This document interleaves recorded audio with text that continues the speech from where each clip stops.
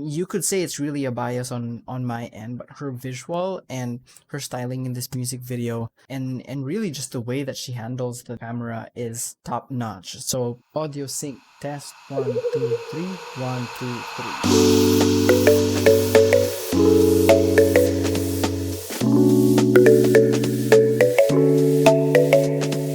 Now, before we start, I want to take this opportunity to thank you guys for 100 subscribers on the channel as well as 1,500 total views. So our goal for this month was to hit the 100. That way we have a custom URL which is now available at youtube.com/pencru so you can catch all of our future uploads. In this video, we're going to be talking about ITZY's Not Shy release and breaking down our thoughts on the song and the music video. If you guys want to see my reaction to the music video, or lack thereof, there's a separate video linked in the description down below, as well as on the card in the upper right once that's available. As a disclaimer, I am a very casual consumer of K-pop, and my thoughts on this are not meant to dictate whether or not you should like or dislike the video in the same ways that I do. There's so many factors to consider when it comes to our personal standards and expectations for a K-pop release, so I think there's room for everybody here to enjoy the medium in whichever ways they prefer. You know, it's almost 9 p.m, so excuse the lighting. We're gonna want to upgrade that soon, but we've watched the music video and now that we have the full song, we can share our thoughts. I'm thinking it's good. You know, right off the bat, I would say I love this specifically because this is Yuna's era. I would say hands down, Yuna stole the spotlight throughout the entire video. Officially, to me, Yuna is the visual of ITZY, and this video kind of solidifies that. Hands down, every moment of hers was a scene stealer. Even in clips where Yuna wasn't the focus, I found myself drawn to her. Either it was her styling or her facial expressions. And that's a really tough order considering you're in a group with Ryujin, who is a natural born center. And I think that's why Ryujin always gets a lot of screen time, is because she knows how to work the camera. But in this one, Yuna just kind of tops everybody in that department.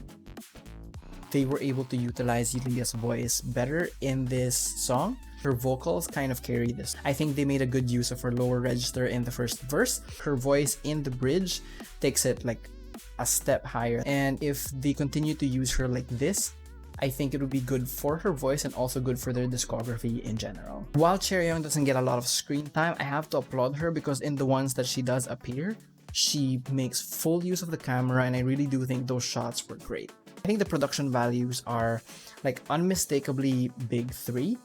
You kind of notice it the more that I learned from Jordan Orm's videos. Jordan Orm, if you're ever watching this, I salute you, and I am learning a lot, so keep making your videos. You know, I'm learning so much from him, and you really notice some of the subtleties and some of the really nice touches that they make in the video. One thing that's great about his music video, and to be honest, a lot of K-pop music videos in general, is the way that they emphasize choreography using simple editing tricks. So a lot of this you'll learn by watching Jordan Orm's videos, but they make some really good stylistic choices with their camera work or the editing in post. They have the camera match the motions of the music video. So you'll notice that in a few moments, such as when they zoom in on Yuna in the first chorus, and as well as when they zoom in on Yeji in the last chorus. You'll notice that there are excellent match cuts interspersed through ang hirap mag-record. You'll notice that there are excellent match cuts interspersed throughout the whole video that I think were really nicely done and really serve to kind of keep your interest because the setting changes even though you're still observing the same motion. So it's not as disorienting. The momentum continues even if the setting changes.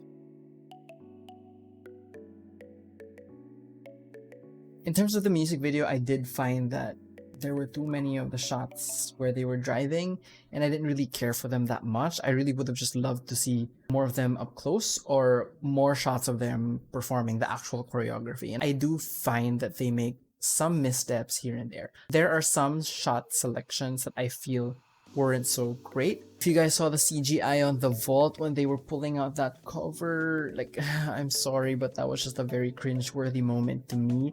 You could kind of see that the sand was falling on a surface even though there was supposed to be a hole there. So I'm not sure how I feel about that being in the music video. They probably could have, I feel as if they could have used a better shot or given somebody else more screen time, and I find it kind of unfortunate that the screen time distribution is a little lopsided in this one, more so than in any of the previous videos, because Leah and Chaeryeong don't get a lot of screen time. For somebody like Chaeryeong, I do think that she makes up for it because in live performances, she's very well rounded and she really balances the group out with her skills. As much as I like Yuna, I do kind of wish that they gave some of her screen time over to Leah and Chaeryeong as well for a more balanced distribution of screen time. I would hope that they get a more balanced line and screen time distribution in the next release. In terms of the styling, unfortunately, I'm still on the same boat. I just found it a little bit too messy, so I couldn't really name a specific set that was great. Rather, they did have individual outfits that I thought were really good. For Leah, for Yeji, for Ryujin, for Yuna, and for Chaeryeong. I do kind of think that they did Ryujin and Yeji dirty in terms of their overall styling for this music video, especially for Ryujin's part. The last portion with her white outfit and the fake ponytail, it was just something was just very off about it for me. I don't know if she fits that look.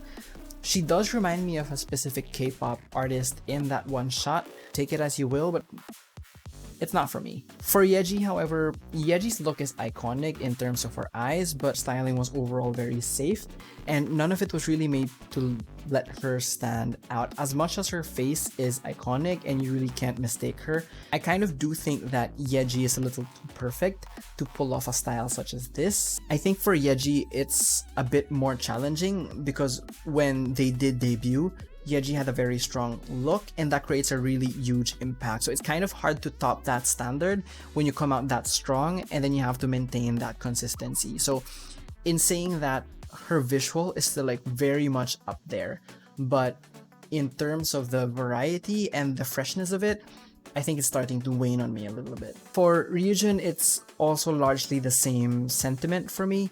I think a lot of what I'm seeing here, I've seen before, and I really kind of hope they switch it up, but not in the way that they did with that fake ponytail, because I don't think that works. If I stop posting videos after this, you guys know what the cause was. So I think for Yeji, if they gave her a different hair color, it actually might have turned out a bit better and she might have stood out more.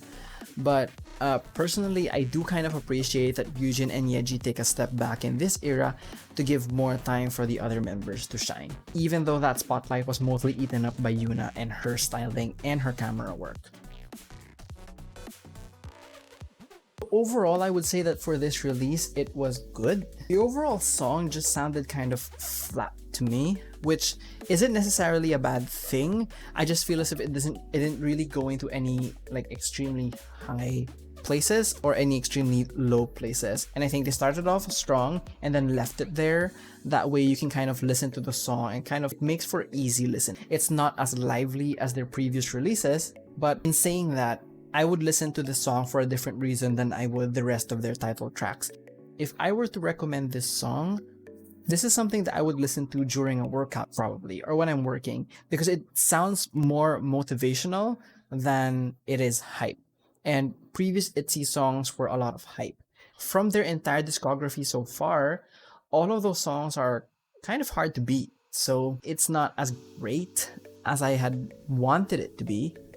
You know, but I do think that with more listens, I would come to appreciate this more. There are some wow moments in the video. If I were to pick like the top 3 moments from the video, I think it would be these clips. And you're probably seeing clips of those right now. The overall rating, this is still quite a good song, and it really is an example of good production values and good fundamentals. And I think that's something that JYP is known for anyway. At the end of the day, I would still say good job to ITZY and to JYP and their staff, because this is still like an overall good release. I think they managed to do a good job of keeping ITZY's signature style while slowly exploring kind of outside of that usual tempo and energy that I have come to associate ITZY by. And that's it. Let us know in the comments what you guys thought of the music video. I would love to see it from perspectives beyond my own, as well as communicate with you guys more throughout I would love to see it from perspectives beyond my own, as well as communicate with you guys more through this and all of our future videos. If you like this video, it would be great if you gave it a thumbs up. And if you want to see more, subscribing to the channel and clicking the notification bell is the fastest way to know when we upload more videos. Again, thank you guys for watching this video.